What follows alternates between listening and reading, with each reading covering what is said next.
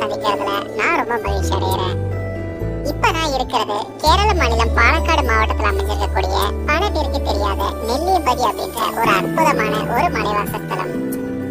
தென்னிந்தியாவில் இருக்கக்கூடிய மிகவும் முக்கியமான 10 மலைவாச ஸ்தலங்களை நம்ம பட்டியலிட்டோம்னா அதுல ஊட்டி, கொடைக்கானல், வால்பாறை, வயநாடு, மூணாறுன்னு நிறைய இடங்கள் வரும். இதுல பல பேருக்கு தெரியாத வாழ்நாள்ல ஒரு நாளாவது நம்ம நிச்சயமா பார்க்கக்கூடிய ஒரு அருமையான பகுதி தான் இந்த நெல்லியம்பதி. இங்க வரதுக்கு நம்ம ரொம்ப மெனக்கிடணும்னு அவசியம் இல்லைங்க. நீங்க இந்த உலகத்துல எந்த மூலையில வந்தாலும் நீங்க பாலக்காடு வந்துட்டீங்கன்னா போதும். பாலக்காட்டுல இருந்து நெம்மாரா அப்படின்னு நீங்க கூகுள் மேப்ல போட்டீங்கன்னா இப்ப நான் இருக்கக்கூடிய இந்த இடத்துக்கு உங்களை கூட்டிட்டு வந்து விட்டுடும். இந்த நெம்மாரில இருந்து கிட்டத்தட்ட 30 கிலோமீட்டர் நம்ம மலைவழி பாதை வழியா நம்ம இப்ப போகக்கூடிய இந்த நெல்லியம்பதி சென்று அடையலாம். நம்மளுடைய சேனல் ஃபர்ஸ்ட் டைம் பாக்குறீங்கன்னா நிச்சயமா சப்ஸ்கிரைப் பண்ணிக்கோங்க. நீங்களும் என்னை போல் ஒரு இயற்கை ரசிகரா இருந்தா இந்த சேனல் உங்களுக்கானதே.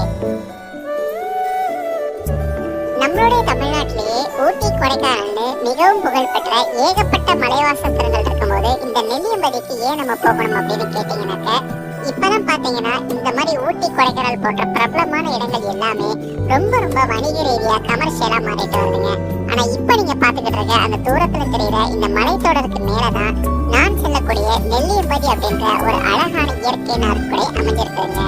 நம்ம தமிழ்நாட்டில் அமைஞ்சிருக்கக்கூடிய டாப் ஸ்டிக் அப்படின்னு சொல்லப்படுற ஆனைமலை புலிகள் காப்பகத்துக்கு அப்படியே பின்புறத்துலதான் இந்த நெல்லியம்பதி வனப்பகுதி அமைஞ்சிருக்குது. இதுவும் யானைகள் வாழக்கூடிய ஒரு காட்டு பகுதி தான். இந்த நெல்லியம்பதிக்கு நீங்க போறதுக்கு முன்னாலேயே இதோட அடிவாரத்துல இருக்கக்கூடிய பொத்துண்டி அப்படின்னு சொல்லப்படுற ஒரு அழகான அணைக்கட்டையை நீங்க தரிசிக்கலாம். நம்ம இப்ப போயிட்டு இருக்கிறது இந்த நெல்லியம்பதின்றனால இன்னும் கொஞ்சம் தூரத்துல இந்த கேரளாவுடைய செக் போஸ்ட் வந்துடும். அங்க நம்ம ஒரு என்ட்ரி கொடுத்துட்டு அங்கிருந்து 25 கிலோமீட்டர் மலைப்பகுதிகள் வழியா போக போறோம்.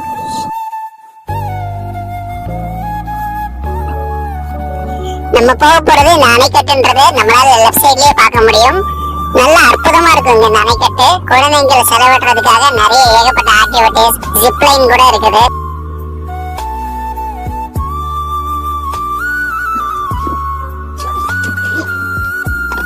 இப்ப நம்ம இந்த செக் போஸ்ட்ல என்ட்ரி போட்டாச்சுங்க.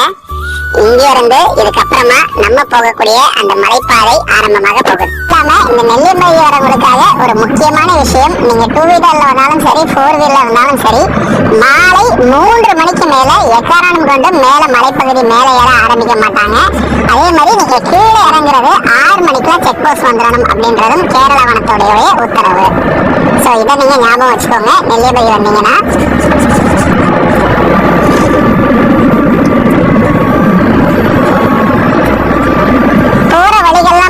அந்த அளவுக்கு மோசம் இல்லைங்க, ரொம்பவே நல்லாவே இருக்கு அப்படின்னு சொல்லுவேன். நிறைய ஆனா உங்களுக்கு வந்து டர்ன்ஸ் நிறைய இருக்கும் மலைப்பாதைகள் பாத்தீங்கன்னா.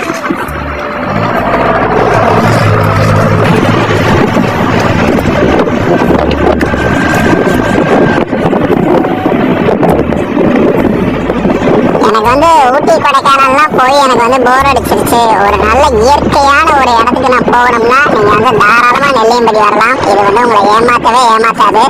அடுத்து நம்ம போக போற இந்த 32 கிலோமீட்டரும் நமக்கு வந்து ஒரு மறக்க முடியாத ஒரு அழகான அனுபவத்தை தான் நமக்கு தரும். அதாவது கேரளாவில் இப்ப சம்மருங்க, இந்த நேரத்திலே பாருங்க அப்படியே செடி கொடிகள் அப்படியே பூத்து குலுங்குது பச்சை பசேல்னு.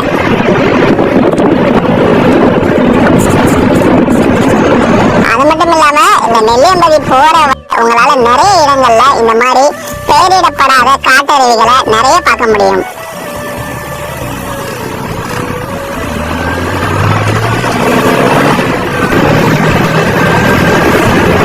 நிறைய இடங்கள்ல பறவைகளுடைய அந்த அழகான ரீங்கார ஓசை என்னால கேட்க முடியுது. இந்த நெல்லியம்பதி காடுகள்ல பாத்தீங்கன்னா ஏகப்பட்ட காட்டு யானைகளுக்கு புகலிடமா இருக்குங்க. அது மட்டும் இல்லாம இங்க புலி, சிறுத்தை போன்ற விலங்குகளும் இங்க வாழுது. நிறைய இடங்கள்ல காட்டெருமைகளை நான் நிறைய தடவை இந்த இடங்கள்ல பாத்திருக்கேன். அது மட்டும் இல்லாம ஏகப்பட்ட மான் வகைகள், சிங்கவால் குரங்குகள்னு நிறைய விஷயங்கள் இந்த நெல்லியம்பதியில இருக்குதுங்க.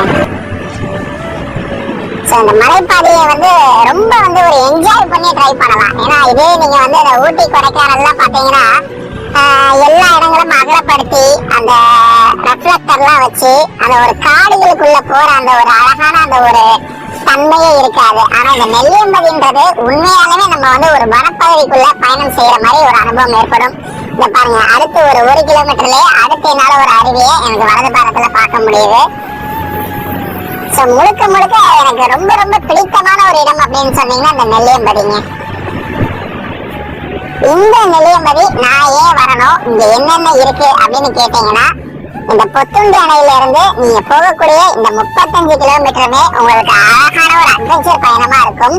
அது மட்டும் இல்லாம நெல்லியம்பதி மேல போய் நீங்க அடைஞ்சீங்கன்னா இங்க வந்து முழுக்க முழுக்க வந்து ஆஃப் ரோட் ஜீப் ட்ரெக்கிங் அப்படின்றது ரொம்ப ரொம்ப ஃபேமஸ். அதுக்கு எல்லாத்துக்குமே தனித்தனியா கட்டணம் நம்ம சொல்லிக்கிறாங்க. இந்த நெல்லியம்பதியிலேயே உச்சி பகுதின்னு ஒரு இடம் இருக்குது. அதாவது வாழ்க்கையை அனுபவிக்கணும்னா நீங்க இந்த நெல்லியம்பதி மலைப்பாதைகள்ல ஒரு தடவை பயணம் செஞ்சு பாருங்க. ஒரு ஆஃப் ரோடிங் எக்ஸ்பீரியன்ஸும் கிடைக்கும், அதே நேரத்துல ஒரு மலைப்பகுதிகளில் போற ஒரு அனுபவமும் கிடைக்கும். நான் இப்போ முன்னால சொன்ன மாதிரி அடுத்து வந்து நம்ம பார்க்க போறது ஒரு மிகப்பெரிய வாட்டர் ஃபால். அதாவது இது காட்டருவிகளே மிகப்பெரியது. அந்த காட்சியை நீங்க இப்ப பாத்துக்கிட்டு இருக்கீங்க. இந்த இடத்துடைய பெயர் குன்றச்சோலா பிரிட்ஜ் அப்படின்னு சொல்லுவாங்க. இது எல்லாமே வந்து மழை நேரத்துல நம்ம வந்தோம்னா இங்க நிற்க முடியாத அளவுக்கு வெள்ளம் வந்து ஆர்ப்பரித்து கொட்டும்.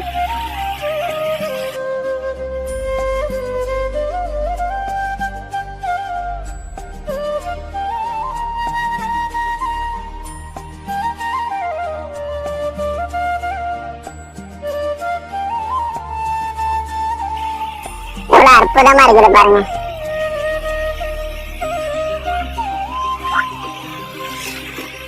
இந்த இடங்கள் எல்லாமே பாத்தீங்கன்னா மழை நேரங்கள்ல மிகப்பெரிய வெள்ளக்கார காட்சி அளிக்கும். இந்த இடங்கள் எல்லாமே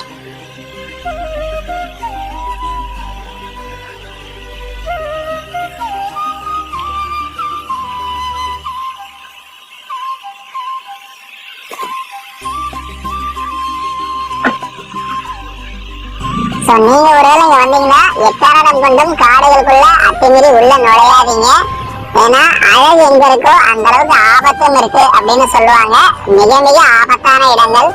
குறிப்பா பாத்தீங்கன்னா இந்த நெல்லியம்பதி வனப்பகுதிகள்ல ஏகப்பட்ட இடங்கள்ல ராஜநாகங்களுடைய நடமாட்டம் ஜாஸ்தியா இருக்கும். நீங்க யூடியூப்லயே பார்க்கலாம் நிறைய இடங்கள். இந்த மாதிரி மலைப்பகுதிகள் பூராவுமே எனக்கு தெரிஞ்சு நான் ஒரு தடவை கணக்கெடுத்த வகையில 35 வாட்டர் ஃபால்ஸ் இருக்குதுங்க.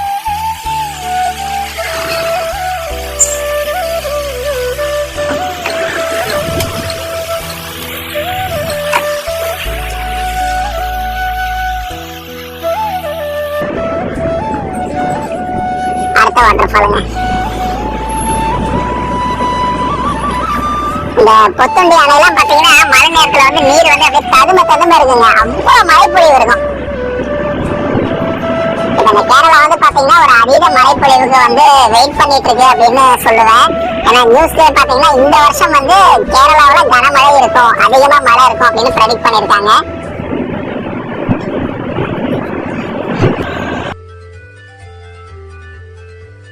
ரோடு தாங்க ஞாபகம் வருது. கிட்டத்தட்ட கேரளா வனப்பகுதிகள் எல்லாமே ஒரே மாதிரிதான் இருக்கும் போல.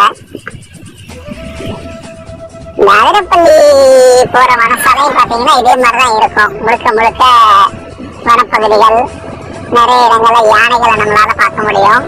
கிட்டத்தட்ட அதே ஒத்துதான் இந்த நெல்லியம்பதி வனப்பகுதியும் இருக்குது.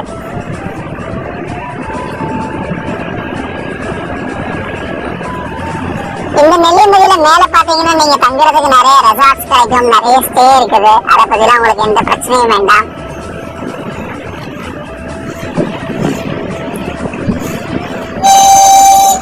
இது நான் சொன்ன மாதிரி மேல குடியிருக்கிற மக்கள் வந்து கீழே வர்றதுக்கு வந்து ஒரு மிகப்பெரிய ஒரு காப்பானா இப்ப நீங்க பார்த்த இந்த மாதிரி ஜீப்கள் தான் இங்க இயங்குது.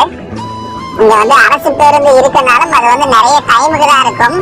அதனால மக்கள் போயிட்டு வர்றதுக்கு இந்த ஜீப்ன்றதுதான் வந்து ஒரு பிரதான வாகனமா இருக்குதுங்க.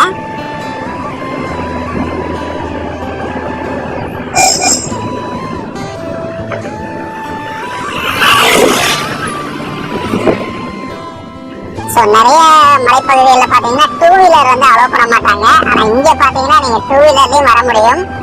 ஆனா தயவு செஞ்சு 2 ஹெல்மெட் போட்டுக்கோங்க. கேரளாவில் வந்து ரொம்ப ஸ்ட்ரிக்டா இருப்பாங்க டிராபிக் ரூல்ஸ் எல்லாம். அது மட்டும் இல்லாம சாயந்தரம் 5 மணிக்கு வந்து நீங்க கீழே இறங்கிடணும். ஏன்னா நம்ம போகக்கூடிய அந்த மலைப்பாதைன்றது நிறைய காட்டு யானைகளுக்கு வந்து புகலிடமா இருக்கக்கூடிய ஒரு மலைப்பகுதி. நான் நிறைய இடங்கள்ல இங்க காட்டு யானைகளை பார்த்திருக்கிறேன். நம்ம பயணத்திலையும் பார்ப்போம். நமக்கு அதிர்ஷ்டம் இருந்தா நம்மளால யானைகளையும் பார்க்க முடியும்.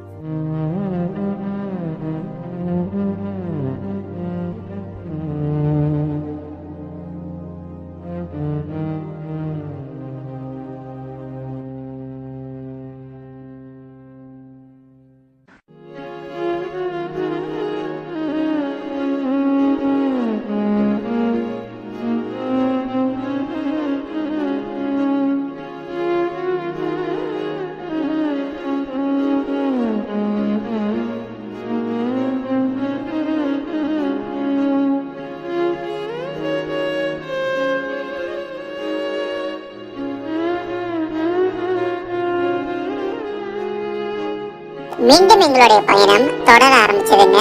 இப்ப நான் கிட்டத்தட்ட இந்த மலைக்கு 90% மேல ஏறிட்டேன் அப்படின்னே சொல்லலாம். இந்த மாதிரி போற வழியில உங்களுக்கு அதிர்ஷ்டம் இருந்தால் இந்த மாதிரி ஏகப்பட்ட வனவிலங்குகளை உங்களால பார்த்து ரசிக்க முடியும். இன்னும் நம்ம ஒரு சில கிலோமீட்டர்கள்ல ஒரு அற்புதமான அழகான ஒரு வியூ பாயிண்ட் சென்று நம்ம அடைவோங்க. அங்கிருந்துதான் உண்மையான நெல்லியம்பதி மலையே தொடங்குது அப்படின்னு தான் நான் சொல்லுவேன். அந்த இடம் பாக்குறதுக்கு அவ்வளவு ரம்மியமா அவ்வளவு அற்புதமா இருக்கும். பயணிகளுடைய வருகைக்காகவும் கேரள வனத்துறையால அங்க ஏற்கனவே ஒரு நிழற்குடை மாதிரி ஒரு செட்டப்பும் செஞ்சு வச்சிருக்காங்க. இதுவே இங்க மழை பெஞ்சாலும் நம்மளால அங்க மலைக்கு ஒதுங்கிக்க முடியும். அந்த இடத்த இன்னும் கொஞ்ச நேரத்துல என் கூட சேர்ந்து நீங்களும் பார்க்க போறீங்க. நீங்க நெல்லியம்பதி வந்தீங்கன்னாக்க இதுதான் உங்களுடைய ஃபர்ஸ்ட் ஸ்டாப்பா இருக்கும்னு நான் நினைக்கிறேன். இப்ப நீங்க தூரத்துல பாக்குற இந்த மலையை தான் நம்ம இன்னும் கொஞ்ச நேரத்துல பக்கத்துல போய் பார்க்க போறோம்.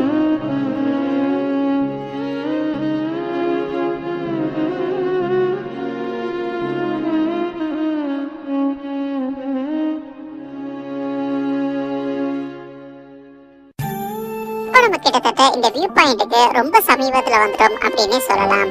இங்க இருந்து என்னால நல்ல ஒரு குளுமையை அனுபவிக்க முடியுது. இதுவே நீங்க வந்து ஜூன் ஜூலைல வந்தீங்கன்னா இங்கே உங்களால மேக கூட்டங்களை ரொம்ப பக்கத்திலே பார்த்து ரசிக்க முடியும்.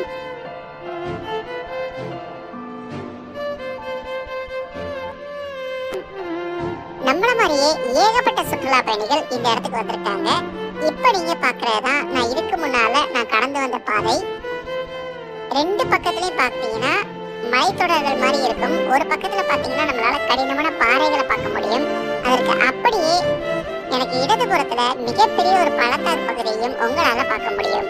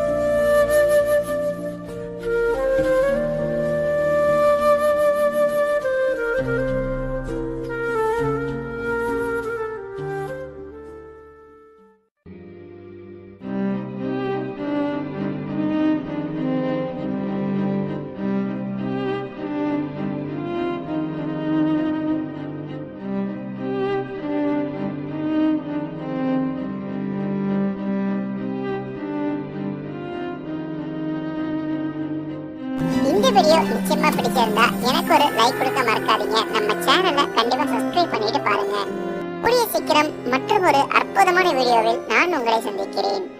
அதுவரை இயற்கையை போற்றுவோம், இயற்கையை கொண்டாடுவோம், நாம் இயற்கையாகும் வரை. Thank you so much and thanks for watching.